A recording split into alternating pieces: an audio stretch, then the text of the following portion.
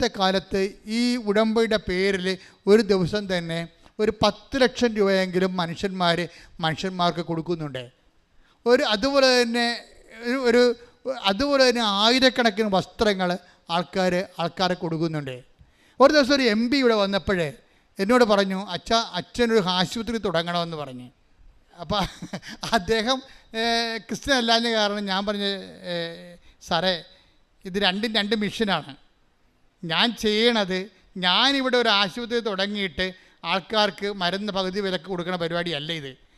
ജനങ്ങളെ തന്നെ കൊടുക്കാൻ വേണ്ടി എക്വിപ്പാക്കുകയാണ്. അവളുടെ കൈവശം എത്ര അപ്പമുണ്ടോയെന്ന് ഈശോ ചോദിച്ചില്ലേ?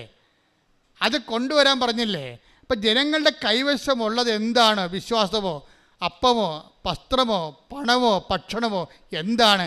അതുകൊണ്ട് അവരെ കൊണ്ട് തന്നെ ഞാൻ കൊടുപ്പിക്കുക. ശരിക്കും പറയണേ, ബൈബിളിൻ്റെ ഒരു കാഴ്ചപ്പാട് ആ രീതിയിലാണ്. അല്ല എവിടെയെങ്കിലും ഒരു സെൻട്രലൈസ് ചെയ്തിട്ട് ഒരു ഇൻസ്റ്റിറ്റ്യൂഷൻ ഉണ്ടാക്കിയിട്ട് അവസാനം ആശുപത്രി കച്ചവടമാണ്, വിദ്യാഭ്യാസം കച്ചവടമാണെന്നുള്ള ചീത്തപ്പേരാണ് നമ്മൾ ഇത്തരങ്ങൾ കഷ്ടപ്പെട്ട് നമുക്ക് ഉണ്ടായത്.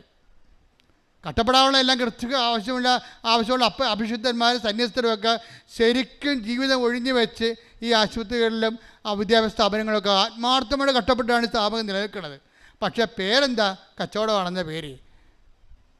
പക്ഷെ എനിക്കതറിയാവുന്നതുകൊണ്ട് ഞാൻ പണ്ട് പോലെ സുവിശേഷ കൈമാറ്റത്തിന് ഈ വേറെ ഒരു നിലവാരം തരാൻ വേണ്ടി എപ്പോഴും കർത്താവിനോട് പ്രാർത്ഥിക്കുകയായിരുന്നു. പക്ഷേ എനിക്ക് ഉടമ്പടി തരുമെന്ന് എനിക്കറിയത്തില്ലായിരുന്നു. പക്ഷേ അമ്മ തരുമ്പോൾ അമ്മ ആഗ്രഹിക്കുന്ന കൃപാവര പദ്ധതിയാണ്.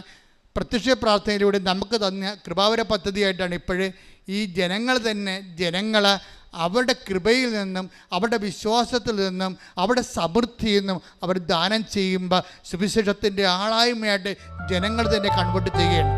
അലിവാർന്ന കൃപയുടെ ഉടമ്പടിയേകി തിരുമുൻപിൽ വിറയാർന്ന ഹൃദയം നുറുങ്ങി. അലിവാർന്ന കൃപയുടെ ഉടമ്പടിയേകി തിരുമുൻപിൽ വിറയാർന്ന ഹൃദയം നുറുങ്ങി.